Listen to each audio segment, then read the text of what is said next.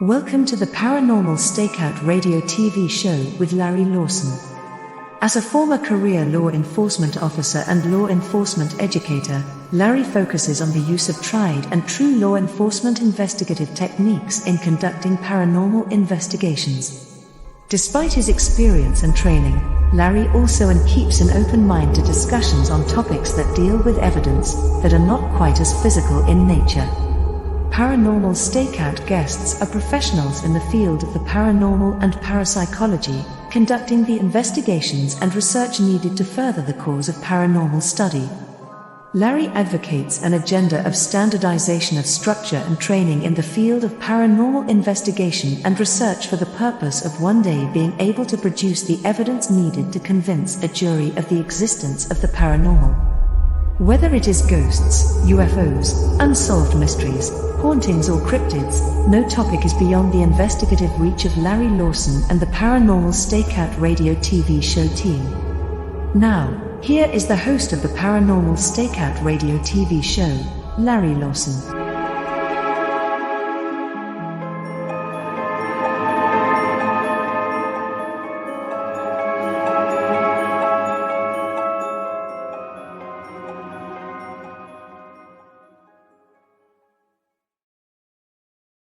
Greetings all and welcome back to Paranormal Stakeout. As always, I'm your host, Larry Lawson.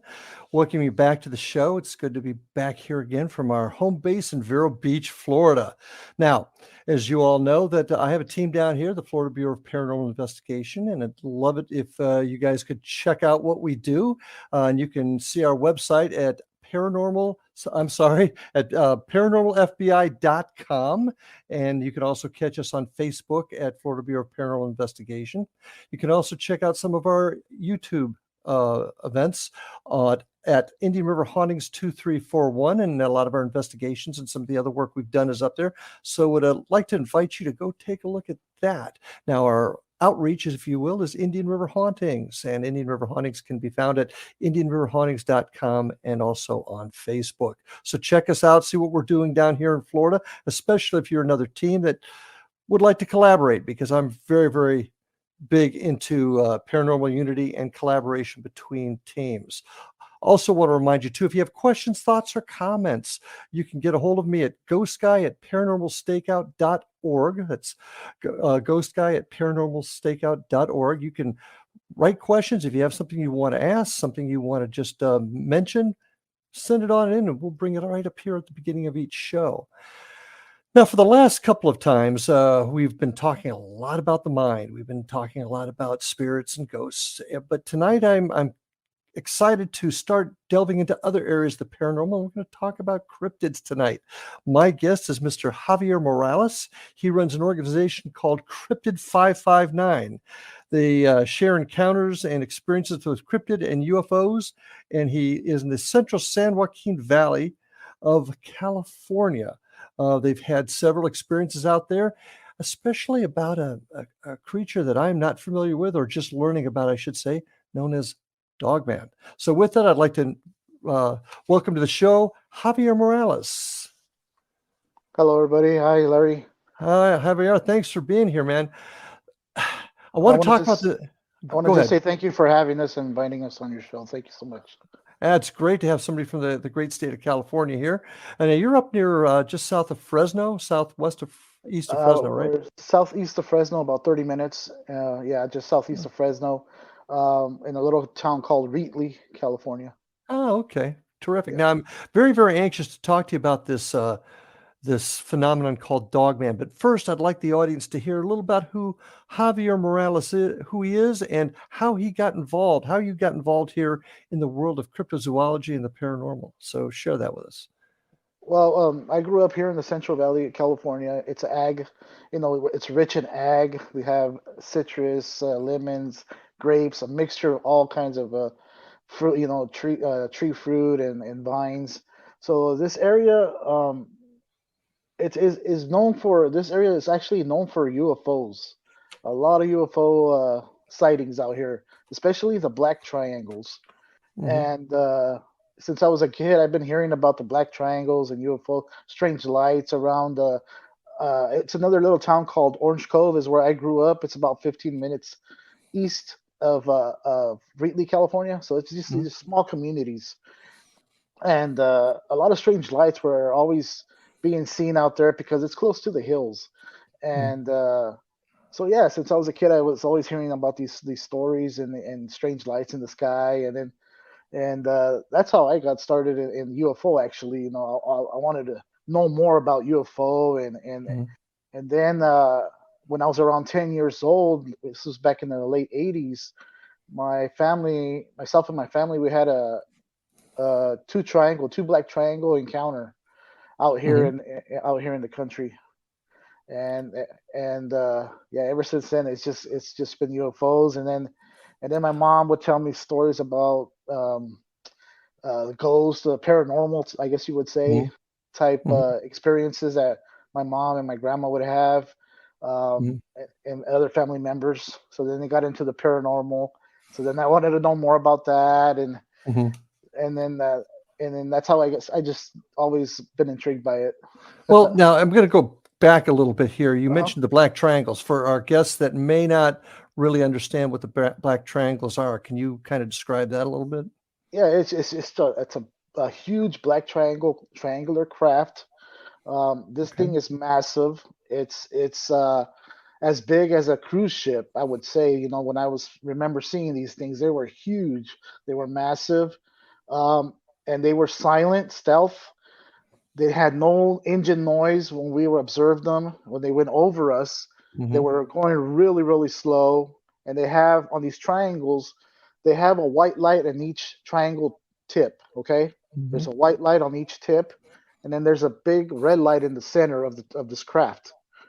Okay, so there was two of them. They were next to Mhm. each other. They were next to Mhm. each other, and they were hovering, and they were heading east towards the Sierras. And when they went over us, we observed them. Like I said, um, they didn't hear any sound. They did black out all the stars above us, so we were able to see the shape. And then, like I said, the lights on each tip. And then we watched them as they went over the orchards and then over the Sierras. And now, as I started our YouTube channel and researching, over the Sierras is Area 51. It's Nevada on the other Ah, side. okay. Okay. All right. So, So that was your first major experience then. oh yeah, yeah, Okay. yeah. So And then um, just want to say one thing real quick. After that encounter, um, when I started our YouTube channel, I talked to my mom and I told her I'm going to make a video out in the area when we had our encounter of the triangles. She said, yeah, and then she told me, did I ever tell you about what happened to me after that we saw those triangles? I go, no, what happened?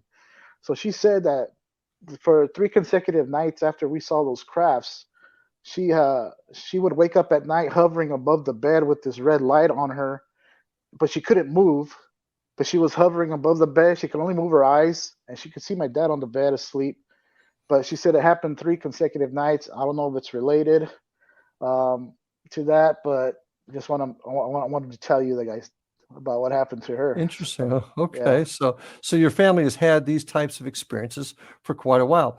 yeah, Um, you were a young boy when this happened. What, 10? I think you said. yeah. What happened next that got you more intrigued and wanting to dig in further?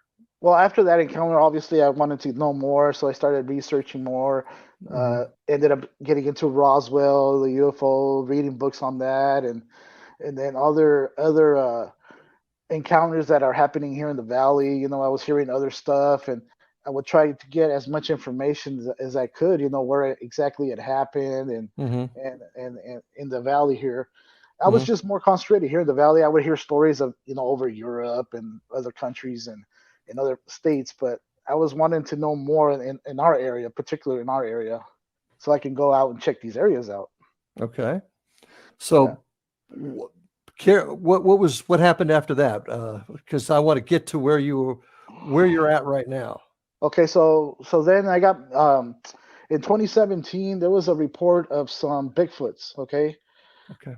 so Bigfoots, we thought we're up in the Sierras, up in the mountains up there, Hmm. Yosemite, because Yosemite's about 2 hours north from us, and then we got Kings Canyon National Park, which is about an hour east of us. Hmm. So we thought, me saying myself and my friends, we thought Bigfoot's up in the mountains. They're not running around here on the valley floor. Well, there was a story that came out about Avocado Lake, which is about 15 minutes north of Wheatley, California. It's called Avocado Lake, and there was a story that came out about this farmer that had an encounter with a family of Bigfoot. There was 5 of them on his ranch, and we heard about that. So we ended up starting to go out. Me, my cousin, and our other group member Jesus. We started going out to this Avocado Lake area, and that's in 2017. October of 2017, we started going out to this particular area. We wanted to see if we could catch a glimpse, anything, experience anything. We wanted to see it. We wanted to see what's going on.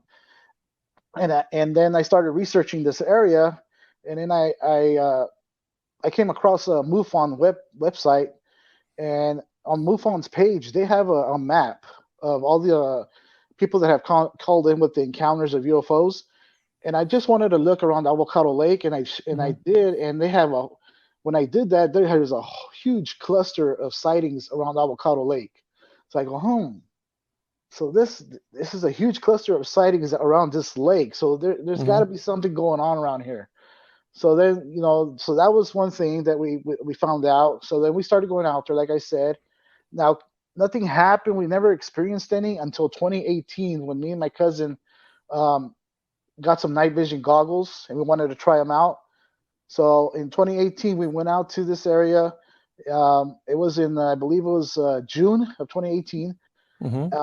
So we went out this particular night. It was getting dark already by the time we got there. We parked on a little turnout right here by a bridge and along the Kings River. And we got off, and we were just trying out these night vision goggles. So we started trying them out. I was looking at the ridges. My cousin was looking down along the river, getting a feel for them. So he notices right away. He noticed something along the riverbank, like 2 set of eyes inside a tree that was along the riverbank. They looked like they're staring right back at us. So he's telling me this. I go, okay, well, keep an eye on it, see if it blinks or if it moves or anything. See what it does, and just let me know. So he's doing that. He's concentrated on that. So then I'm over here with the other ones looking at all the ridges. And then all of a sudden I turn around. So behind us is the road, obviously. And then there's the beginning of the ridge across the street. So when I turn around, I bring my goggles to my chest. I bring them down. And then I see this. And I see this huge muscular type creature. And I couldn't see the face, but I could see it was a human body. It was all muscular. The arms were muscle. The chest, the height, it was on 2 feet. It was doing this. I want to estimate the height for at least 8 to 10 feet tall. And then the chest part was at least 4 to 5 feet wide. And this thing was massive. And in my head, I would say, I'm seeing a Sasquatch. I'm seeing a Sasquatch, because it had a human type body. And then when it did that, it dropped on all 4s, and then it took off running. And then I saw it had like a bump on the back of the neck, like a lion does, that mane. Okay. I saw that. I did see that. I still couldn't see the face. It was all black. So it was running, and then it came to a part on this hill. There was a little crease on this hill. He came to that part, and then he rolls its arms up again. I can see the hands that time. I can see the hands. Then I can see it had like claws at the tips. You can see the claws, and then again you can see all the muscle. I can see its back, all muscular, and then it went down to a V shape, down to the hips. Then I could see the thighs, all muscle. The calves were all muscle. I didn't see a tail. I couldn't see the feet. But when it did this, it grabbed onto the side of that hill, and then it brought up its legs. It leaped up, and then it turned its head to the side. And that's when I saw he had a long snout. It had canines, and then I can see the pointy ears. And then I'm like, what the heck? What am I seeing? This thing has a dog head on it. It's not Sasquatch. This thing has a German Shepherd type head on it. And then so then I'm all in shock. And it's like, okay, that's not Sasquatch. What am I seeing? A werewolf? So thoughts are going through my mind as I'm witnessing this, right? And then it did it again. It raised up its arms again. It grabbed on and then it brought up its legs again. When I saw the legs again, I could see like on its thighs, it resembled like it had ripped shorts, believe it or not. like human shorts. Yeah, like it had Okay. shorts, like an Incredible Hulk, like he rips his Okay. shorts like that. And then, Okay. and I'm like, dude, I was like, what am I? It's like, this is crazy. It's like, come on. And then when it did the second time, when it grabbed on and it leaped up, it stayed low to the ground. And then it crawled like a spider, low to the ground on all fours over the ridge and quick. Uh-huh. And throughout this whole time, it was stealth, Larry. It didn't make a sound at all. Nothing. Well, let me ask you a couple of questions, because the first thing that caught my ear is you mentioned the night vision goggles. Were they military grade NVGs or? No, they're not military grade. No. Okay. I can't afford any of that stuff. I was going to say, if you did, Yeah. if you had those would be pretty pricey. Yeah. Any chance those goggles could have caused some for you to skew what you saw? Any chance at all, do you think? I don't know. Like I said, I brought them down to my chest, Okay. so I wasn't even Okay. seeing through. I wasn't looking through the Okay, goggles. you were okay. Gotcha. Yeah. Gotcha. Yeah. Okay. Yeah. So, what did you think this creature was? What's the first thing that came to mind? Yeah, like I said, for the first thing I thought it was Sasquatch. Right. I thought it was Sasquatch, and then when I saw the dog head on it, it's like, dude, this is a werewolf or a Dogman. I had heard about Dogman in the Midwest. It's big time over there in the In Midwest. Michigan, yeah. In Michigan or Ohio, correct. Michigan, Wisconsin.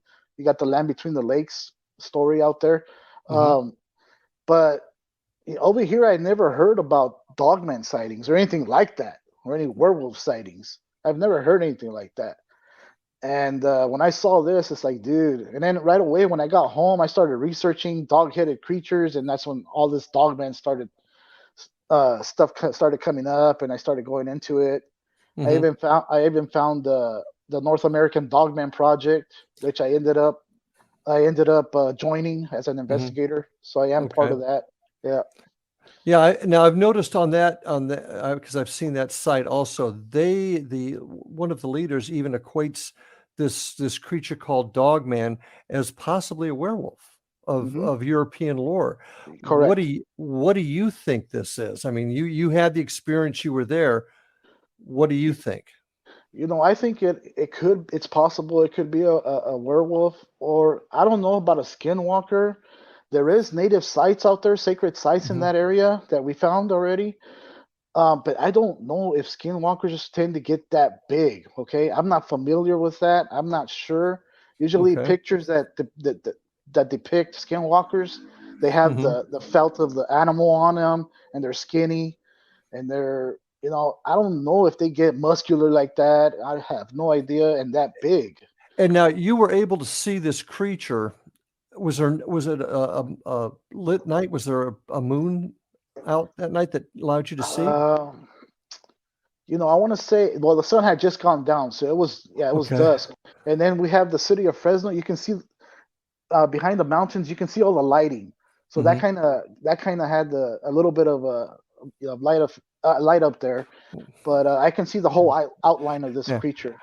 I have, we got talking, I got interested, but we've got to take our break, and I apologize. So hang that thought. We'll be back right after these messages, folks. My guest tonight, Javier Morales with Cryptid 559. Be back after these messages. And we are back with my guest, Javier Morales from Cryptid 559. Javier, interesting story. Uh, Fascinating how it just creeped up on you. Now, your cousin, I guess, that was with you, saw some eyes down below towards the waterline, I guess. Did you ever Yeah, out figure the out? river. Did you ever figure out what that was? After this creature went over the ridge, and I told my Mhm. cousin, and he didn't even hear anything, or else he would have turned around, right? So this thing was Mhm. stealth, like I said. I told him, hey cousin, I just saw something. So then we went back and looked because he broke visual. So we went back and to see if those eyes were what looked like eye shine was still Mhm. there, and it wasn't there anymore. They had Interesting. yeah, they had left. So I don't know if we got in between this creature hunting maybe some um animal like wild boar or Mhm. something down there, or I've heard that these things like the Sasquatch babies. they go after Sasquatch babies. I don't know if that's what it Okay. was, or if it was smaller Dogman pups, if you want to say pups, if they were down there. I don't know, but You you just you knew something else was down there. Tell me, yeah, when you saw this creature, did it seem like it acknowledged you, or yeah, that's what it. It when it did this. So obviously, it was trying to get my attention. Like Mhm, it was doing this, and then when I actually did eye contact to it, it dropped on all fours and it took off, and it was mhm. fast. And another thing, when it was running on all fours, it kind of moved kind of weird. Okay, I'm gonna tell you how it moved. Back in the days, they used to draw little cartoons in a little notebook on the corner of the paper, and then they flip them. Sure. Okay. Okay, so you know how when you're flipping the pages and it moves like that. That's Mhm. how it was. That's how it was moving, Larry. It was kind of weird. Okay, How long do you think this entire incident, that you had, how long it did it was. last? I would say a minute, no more than a minute. It was fast. It was Were pretty you quick. and you weren't able to shout anything to your cousin who was there? No, I didn't want to look at him because I didn't want to break visual because this thing was jamming. I want to remember everything, all the detail that I could Mhm. off this creature. And I want Now, to. I didn't want to break visual. I didn't want it to jump over. If it really wanted us, it could have jumped from where it was at and taken mhm. us out. If it really wanted us. So interesting. Now, I've got to ask you this question. Being an old cop, I think of evidence, and that's where I want to go with this. Did you guys have any cameras or anything with you that night? We did have one, but we didn't have them facing that side of the mountain. Oh, so you actually had like I, a yeah, video rolling? I had a dash cam going, but it was Mhm, facing. It was facing towards the west. It wasn't facing north. mhm. Yeah. Okay. So Well, I'm going to talk to you a little bit more about evidence in a couple of seconds here. But since that time, so your first with the black triangles, you were about 10. mhm. And how many years was it later that you had this incident? so the Black Triangles was in '87. So then this one was in 2018.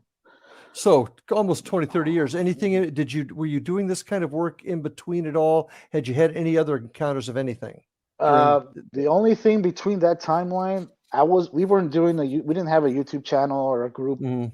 Man, not back Uh, then. Yeah. back then, and when I first got married in 2000, we moved into this house, and me and my wife experienced a lot of paranormal stuff in this house. I would say it was haunted.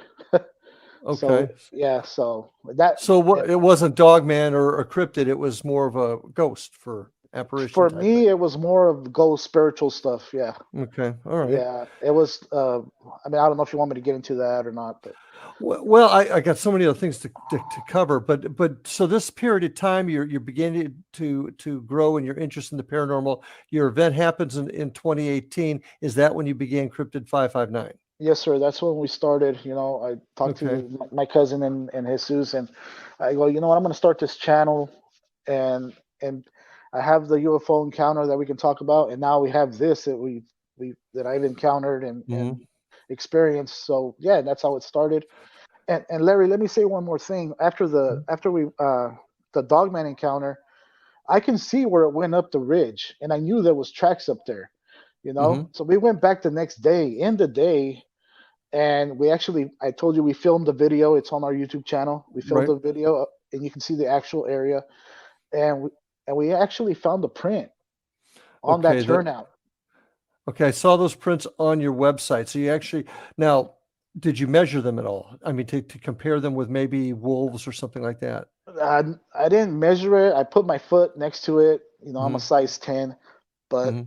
obviously it was bigger than my foot and Hmm. wider. And like remember, it's a turnout. So this area is all compacted dirt, dry compacted dirt. Hmm. To leave an impression in there, it had to have A weight, lot of weight. a Yeah. lot of weight, and then it was heading down to the river. And Okay. it was only one. There was only one print that we found. It's Really? always one print. Yeah, sometimes we'll get lucky. We get two. You can see a trail, but Hmm. usually out here we're only finding one. Okay, which leads me to my next question. You had the experience in 18, you got the group together. How much work have you done since that time, and what have you uncovered? What sort of evidence have you uncovered? Well, we've gone out to this area now a bunch of times now, a handful of times now, and we've gone up the bridge about I'm gonna say it's 10 miles. There's a dam called Pine Flat Dam, Hmm. and we've been out to this area, and that's when we noticed that there is a native sacred burial ground out there. Hmm.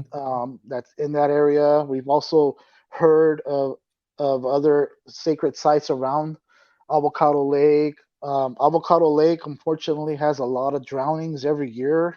For some reason, there's a lot of drownings in that lake every year, and then the Kings River goes through there, also behind Avocado Lake. There's a lot of power lines Hmm. coming out from the dam, so it's all in this area. So a lot of energy. We can feel energy in this area. So we're thinking there's something might be going on with this, energy and the rivers, the water. Well, you're thinking the power lines are creating the energy. Is that what I'm getting? Yeah, if there Okay. was, yeah, I'm thinking like if there was a natural energy source there Hmm. already, and now we came in and put power lines, I think it just amplified this whole Okay. area. And I'm thinking more like a portals out here. Oh, and I want to ask you about that a little bit too. Now, you said there's some Native American sites here. What tribe, what people are there? Do you know? Uh, what was it? I want to say it's the Yokuts. I want to say. I'm not quite sure. Okay. I Have you can't ever remember. have you ever thought about maybe approaching them? I know sometimes they're a little reluctant to discuss these Yeah. types of things, but have you maybe thought about going to discuss with some of the folks in the nation to find out what they've experienced and maybe something similar to what you experienced yourself? Have I you done? have a couple of friends that are Native American, and I've talked Mhm. to them, and yeah, they've said that they've had stories of dogmen in this area. They've heard about them. Okay. They've encountered them, and like, oh, really? And he goes, yeah, they've been here all along. Just Interesting. they just don't talk about it. Well, yeah, and I know like the skinwalkers over in Nevada next door, Yeah. the folks there don't want to even just discuss that at all. Yeah, they say they see the dogmen as protectors of natives of sacred sites, as Oh, guardians. okay, Guardians. Yeah. okay. And they don't have anything written, I suppose. That Nah. yeah. Yeah, Um. well, it's So hard have to get. Go go ahead. ahead.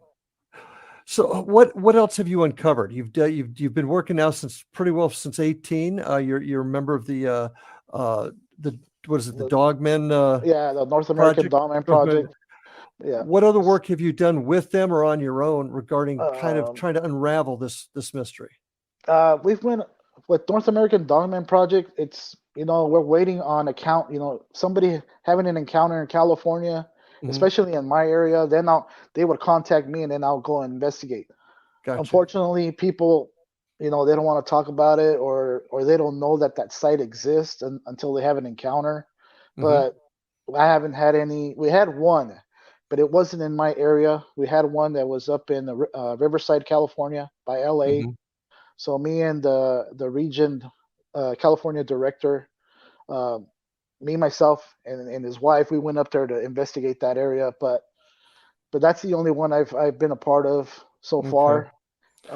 On my own, we've gone out. Like I said, we know it's out here. Mhm. We've actually have photos of another location that we actually see it in the photo. You see the dogman staring right at us in the photo. That's the one where you're facing the camera and it's off your right shoulder? Facing the camera. No, no, no. That was at the Pine Flat Dam. Oh, okay. We think that one is a Sasquatch peeking behind a tree trunk. Yeah, Okay. yeah. Okay. That's what people are telling me. That's a Sasquatch. I've never seen a Sasquatch, but when I show it, they say it's a Sasquatch, a juvenile probably. So when you're getting ready to go out on these investigations, how do you prepare? What equipment do you have? What are the tools of your trade to We take to gather evidence? yeah, we take binoculars, the night vision goggles. We have EMF detector. Um, what else do we have? Uh, Measuring devices now for for fighting prints now. Now we Mhm. all have that now. Mhm. Um Cameras, video cameras, camcorders, Okay. voice recorders. Okay. Yeah, I, I'm just I'm curious about the EMF detector. That's something I would use in my hmm ghost investigations. Why would you use an EMF detector? That's interesting. What's because the of theory there? the energy in that area. I know there's power lines, so I know it can set it off. Mm-hmm. We've tried it out there. I know when we're under the power lines, it does, start setting it off. So, but where the bridge is at and that turnout, there's no power lines running through there.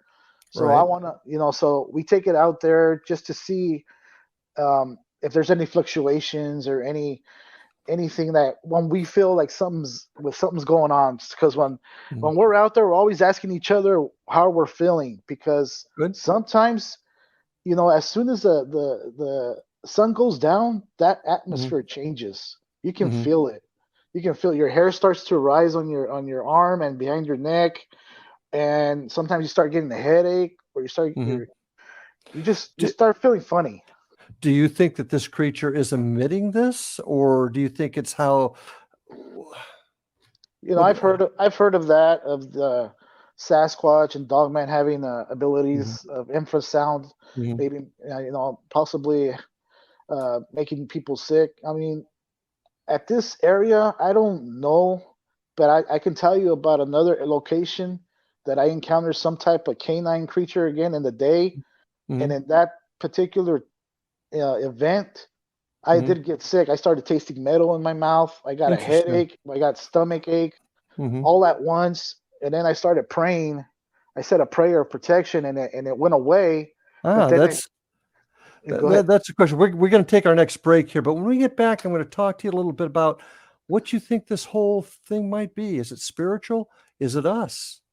But we'll talk about that when we come back after this break, folks. Stay with us. Paranormal Stakeout with my guest, Javier Morales. And we are back with my guest, Javier Morales, Cryptid 559. So, really fascinated with what you were just describing. You got ill after an encounter.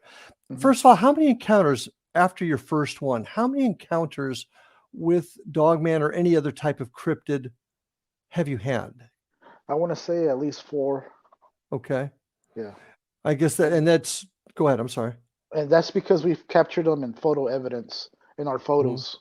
You can see Hmm. them, and I can actually feel them and hear them, but I cannot see them. I cannot see them. Well, then that leads into this next question. So you've had, after the first one, you've had four. You're talking about being able to feel them even though you can't see them. You talk about getting sick. You use an EMF detector because you believe you may be able to catch some sort of energy field. Mhm. So therefore, what do you think this creature is? What is your theory about what this creature is? Uh, I think they have special abilities. They could be interdimensional. Okay. That's what we feel. They're interdimensional, spiritual for sure.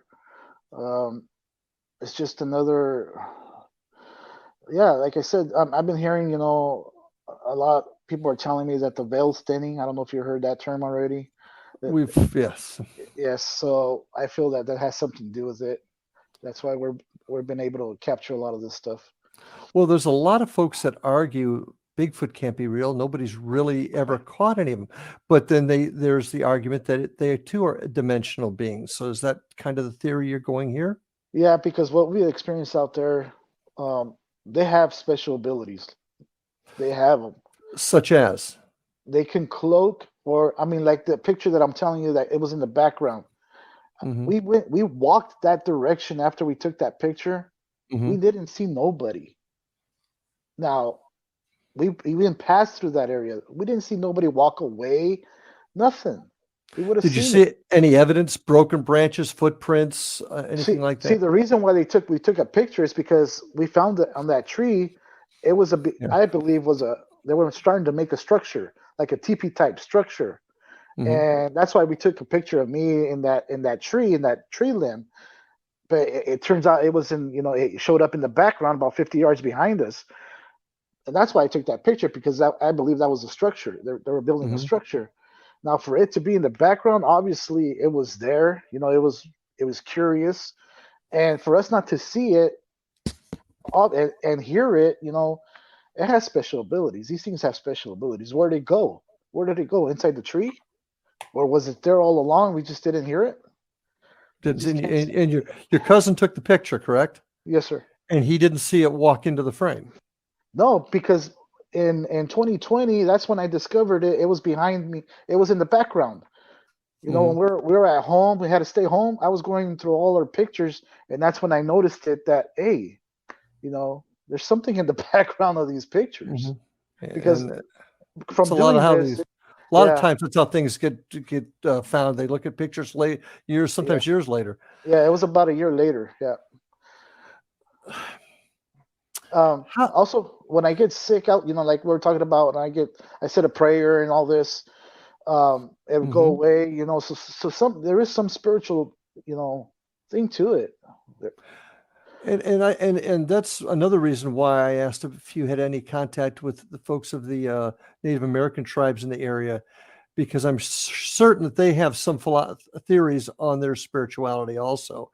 Yeah. How do you think this whole thing, these experiences that you've had, connect with everything from aliens to ghosts as well as other cryptids? I also want to get your opinion on the Fresno Nightcrawler too. Mhm. How are these things all connected? We feel like it is, and I personally myself, I feel it is because when we're Hmm. going out to these areas, we call them our hotspot areas. I've captured EVPs in our videos, Okay. okay, and I don't, and I'm asking people in other groups, hey, have you captured EVPs when you're doing your cryptid research? Now, is it the cryptids talking? Are we picking up them, or is it spirits around us that we're picking up?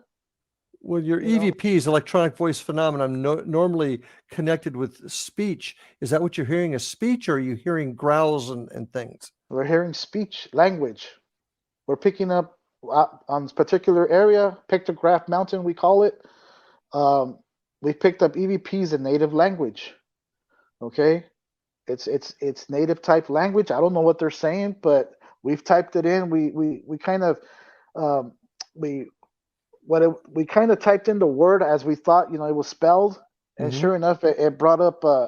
It meant it was a spring, a water spring. That there was a natural spring of water. Hmm. And when we get up to the top of the mountain where the pictographs are, there's a lot of mortars where they used to, you know, grind the grain.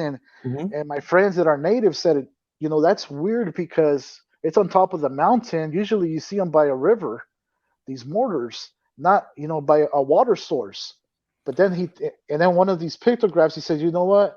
The back in the days, there might have been a natural spring at the Hmm. top of this mountain, and that Have was have you had any of your native friends listen to the EVPs and see if they could understand what language it was? they don't recognize the language, and they don't recognize the pictographs. It said it's before them. It's another tribe that Interesting. was before them. Yeah, Okay. yeah. This leads to my next line that I want to really start talking about is your evidence. It sounds like you've collected quite a bit between your photographs and your EVPs and whatnot. First of all, do you have a protocol for your investigation, even through your own team or through the project? Do you have a protocol that you follow? Uh, Like well, like can you explain a Sure, little? sure. For example, you're about ready to do some filming, and your protocol would be the time, date, who's present, where we're at, and then you Oh, okay, begin your okay, questioning. Protocols that allow you to collect the evidence in a similar fashion each time. gotcha. Um, for example, whenever you see a print in the ground, you automatically stop. You usually use plaster cast to make a copy of it, photograph it, measure it. Protocols like that. Do you have a standard where, when you come across things that you do A, B, and C? Actually, we don't. I'm gonna say we don't because I get a feeling, or my cousin does, and I go, you know what? Let's go out to this area. Mhm. I just get this feeling that we need to go out to this area. And yeah, and that's fine. But when you get there, Yeah. do you have a standard that you follow just so that everything's done? Um, just I tell the guys to when you start feeling something, let us know or Okay. ask each other. We ask each other, what are you feeling? You get headaches? Are the hair standing up on your arm or behind? Hmm. Anything weird that's out of the norm? Let us know. You know, let each other know what's going on because sometimes one person feels it, or sometimes both of us do, Hmm. and usually that's when something happens. Um, Other than that, we walk around, we listen, especially at night, Larry. We don't go out walking. We don't Hmm. go out walking in this area because we know what's out there. We just stay still, and believe it or not, this stuff comes to you. Well, I believe it. Yeah. They come to you, okay? We don't have to go out there and walk and make noise and all this. No, this stuff comes to you. Well, and the biggest reason I'm asking these questions is in order for us to collect the evidence that we need, whether it's me investigating spirits, apparitions, ghosts, you cryptids, to collect this evidence in a certain way allows us to maybe replicate or even keep this information and store it and use it, compare it later on type of thing. And I noticed on the project website, they talked about creating that. So I just didn't know if you had the same thing. Yeah, the North American Dogman Project has their own outline and what we have to follow when we go out and investigate an encounter that's given to them. Personally, in our group, we don't follow those outlines. We do our thing. Well, and I have a particular friend of mine that doesn't agree with my structure either, because of just how he is able to do things. And there's different ways, and I'm certainly not suggesting that there's only one way to do it.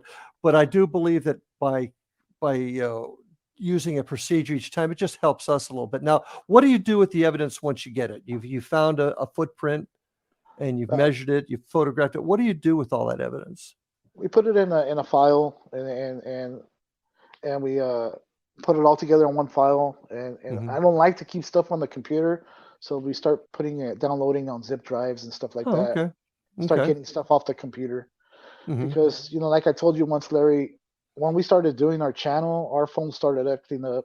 They started, acting up. They started doing messages weren't going through between the group members. They would get them 2 days later or a day later. Emails weren't going through. Photographs weren't going through. When our phones used to be fine, But other groups have told us that they've experienced the same stuff. Once they start doing this and they start talking about it, even on YouTube, when you start putting stuff on YouTube, I'm going to tell you a particular one. We did a video out here on the Kings River, close to town, and I used to say the actual locations where I was going, and I found out because on this area, this particular area, we have a photo evidence of looks like they're telling me it's a Sasquatch, kind of looks like a koala type face. But we have a gentleman sent me a picture of it off from our video. And the next time I went out to this area, this whole area was cleaned out all along the riverbank. All the habitat was cleaned out. Now, how why? And I even asked the ranch owner, it's like, what happened here? What happened? Why is it cleaned out? You guys cleaned it out? He goes, oh no, the county came in and cleaned it out. And it was only his property. Now, how do they know it was that one? I used to say exactly where I was going, and now I don't do that no more. So you think there may be some involvement from other government officials to maybe cover this up, is what you're suggesting? Yeah. Yes, sir. But why? Yeah, that's the question. Why? Yeah, interesting. So, once you were, go ahead. I'm sorry. Other things that we've noticed out here in our hotspot areas, they're near quarries, rock quarries. Yeah, they're near rock quarries and water systems like rivers. Okay, that's what we've noticed where our hotspots are. So I don't know if there's where these rock quarries. I don't know if they dug into something and activated something or opened up a portal, but something's going on because UFOs are being seen all over these areas, along as cryptids. So you absolutely believe there's a connection between all of these. Yes, sir. Okay. Well, we're about ready to take our next break, and when we come back, I want to talk about why you think there's that connection and what we can do as the paranormal field as a whole to start proving our case, or at least providing the evidence that we need. So when we come back, we're going to chat with that. Folks, I'll be back right after these messages with my guest, Javier Morales from Cryptid 559. Stay tuned and enjoy these messages. We'll be right back. And we are back for the final segment of tonight's show. And before we get going, I want to remind everybody to check out my team at paranormalfbi.com and indianriverhauntings.com. You can also get a hold of me at ghostguy@paranormalstakeout.org. Check out our YouTube channel at Indian River Hauntings 2341. But most importantly, I want you to check out the other great programming on the X Zone Network. xzbn.net will get you to some of the greatest programming in the paranormal world. So I would encourage all of you to do that. Now, Javier, how could people find out a little bit more about you, your website, Facebook? How can they find out more about you? Well, we're on YouTube. It's Cryptid 559, and then we're on Facebook. It's Cryptid, but it's Roman numerals 559. Facebook won't let me put the 559 for some reason. Okay. Yeah. Okay. So folks, check him out when you get a chance. Also, I do find that the Bigfoot project, I'm sorry, Dogman project, North American Dogman project, a very interesting website also. So do check those things the out. North American Dogman Project, yes. Right. You know, Javier, I'm kind of in the same boat as you. I investigate, research something that is outside the norm, and we collect evidence. And a lot of times we catch a lot of naysayers. I'm sure you do the same thing. Yeah. Evidence is an important way for us to not only get the word out and help people understand what the phenomenon is, but also separate us from folks that are fakers, charlatans, folks that, how do you see us in this profession as a whole, in your opinion? How do you see us keeping this honest, for lack of a better word? Just, for us, just sharing our evidence, just sharing our experiences, and it's going to be up to that person to believe you or not. But until they have an encounter, then they're going to understand what you're talking about and what you're, they're going to feel, because they're going to feel and experience the same thing that you're talking about. Now, how did he know that happened? How did he know? Yeah, that's exactly what happened to me. So, sharing our stories and our photo evidence and experiences, what we felt, how we felt, what we smelled, what we saw, all this stuff, the tracks, everything. It's just keep sharing it, and people will make videos out there that are, it's gonna be hard now with the AI coming on, and Absolutely, it's gonna be really hard to debunk these stuff. But as people who've had encounters, we understand how these creatures move, how we're gonna be able to see, that okay, is it a fake or is it real? It's just gonna be by experiences and encounters. And also, I think how we do things as a whole, how we collect evidence, and that's why I'm a big fan of the structure issue. Although, like I said, I've got a good friend of mine that likes to argue with me about that one. Yeah. Now, I saw this video. I've seen it a couple of times, and it's up in your neck of the woods. This Fresno nightcrawler. The Fresno nightcrawlers, yes. What is that about? That looks like a pair of pants that are. Yeah, it's crazy. Tell me about that. It's just long legs, a small torso, body, with the head, and then these long legs. Now, what I hear about them out here is that they're a spiritual being. They're a planet, being. Back in the days, this area was a marsh, was wetlands, and these beings were, that's why they have the long legs, so they can walk through the water. Okay. That's what I've been told. But they're a spiritual being of nature, and that's what I've been told. An elemental type of thing? Yeah, an elemental, yes, sir. Okay. Where are these stories emanating from? From the Native Americans. Okay, so it's a Native American story. Yep. Have any of your friends, have they viewed these videos and? Yeah, they've seen it. They've seen the videos. Yeah, they believe in them. I have not been to that area where this video the security footage of this creature was caught. I have not been out there yet, but I've talked to my friends that have been, and it's just a neighborhood. It's in the outskirts of town. Mhm. this big Fresno. You know, it's just out there. It's crazy, but yeah. How many sightings? And the reason I'm getting into this is going back to the charlatan type thing, because I'm going to be honest with you, the first time I saw it, I had serious questions about it. Mhm. But from what you're hearing, many people have experiences other than what we've seen on YouTube. Yeah, there's some that had encountered it in Yosemite National Park. Really? There's footage out there in Yosemite. There's actual statues made of them, of these Okay. creatures. There's you know, the Indian totem poles. There's Right. actually natives have structures like the totem poles of them out there in their reservations. Interesting. Well, see, that's the type of information that needs to come out. That because I have not. That's the first I've heard of that at all. So I find that incredibly Mhm. interesting. Um, what are we going to do? What do you see the future of this whole field? Maybe that's the question I want to ask you. What do you see as the whole future of this field? Well, hopefully everybody, you know, all these groups, paranormal, the cryptid, the Dogman, you know, Sasquatch. There's only certain Sasquatch groups that, you know, they don't believe in the paranormal. They don't. I hope one day we can all just get together and help each other Oh. out. You know.